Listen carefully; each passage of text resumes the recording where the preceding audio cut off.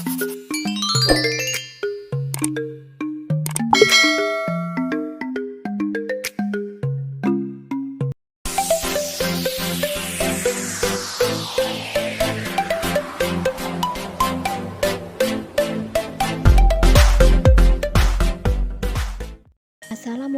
warahmatullahi wabarakatuh.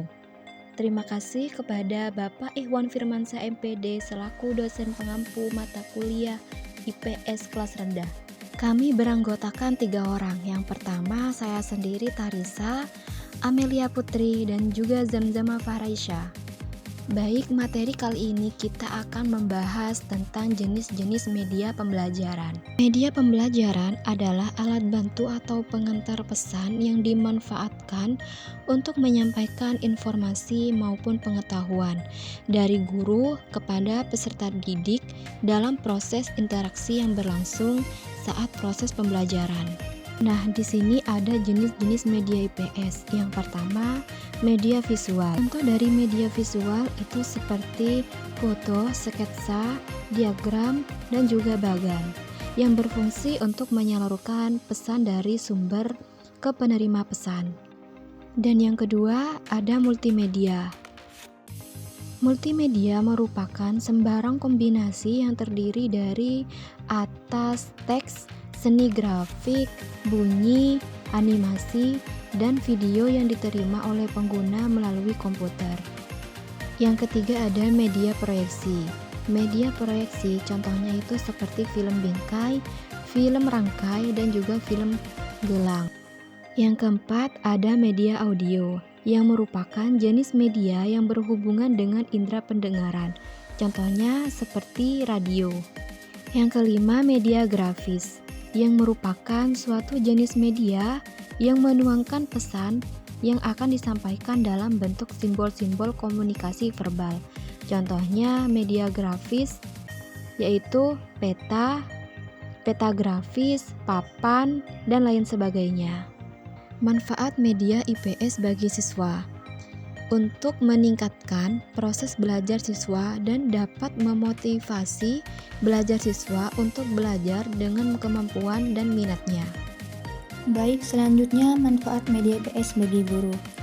Yang pertama, metode mengajar akan lebih bervariasi, di mana jika seorang guru menggunakan media dalam proses pembelajaran akan membantu untuk menghilangkan kebosanan peserta didik dalam menerima materi yang diajarkan dan dapat memahami materi yang disampaikan oleh guru.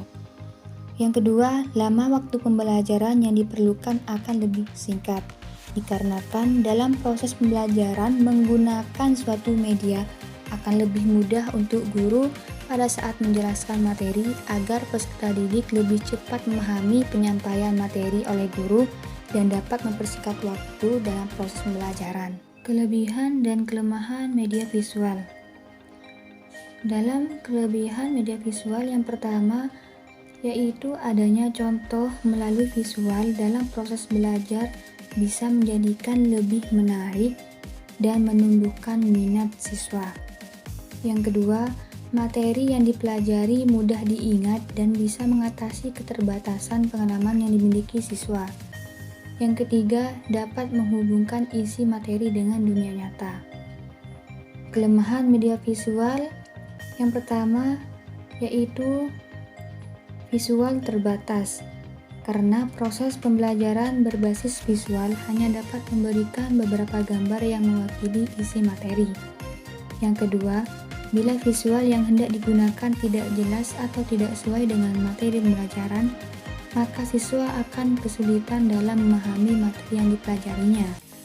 Yang ketiga, tidak ada audio, sebab media ini hanya berbentuk tulisan atau gambar yang tidak dapat didengar, namun bisa diatasi dengan suara pendidik dalam proses pembelajaran. Kelebihan dan kelemahan media audio. Yang pertama, kelebihan media audio yaitu media audio dapat melatih siswa untuk mengembangkan daya imajinasi.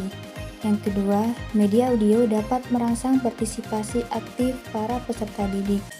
Yang ketiga, media audio dapat mengunggah rasa ingin tahu siswa tentang sesuatu sehingga dapat merangsang kreativitas.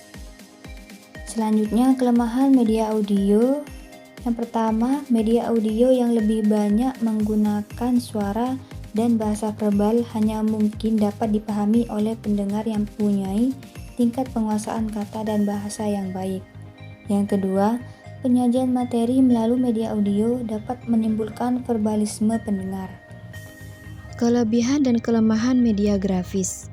Yang pertama, mempermudah dan mempercepat pemahaman siswa. Yang kedua, dilengkapi dengan warna-warna yang menarik bagi siswa. Yang ketiga, memperbesar perhatian siswa.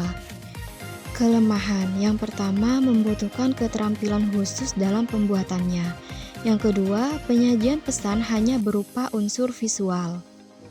Kelebihan dan kelemahan media proyeksi.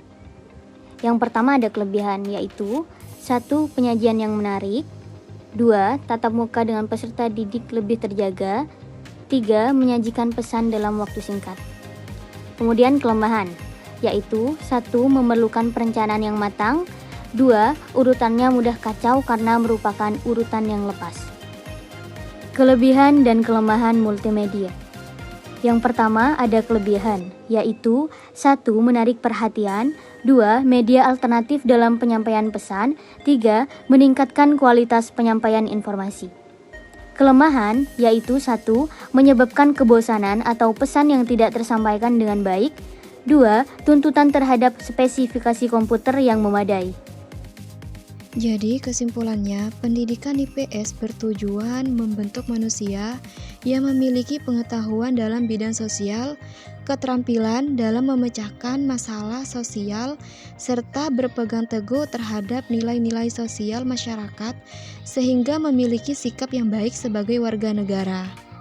Baik, cukup sekian materi yang kami jelaskan. Wassalamualaikum warahmatullahi wabarakatuh.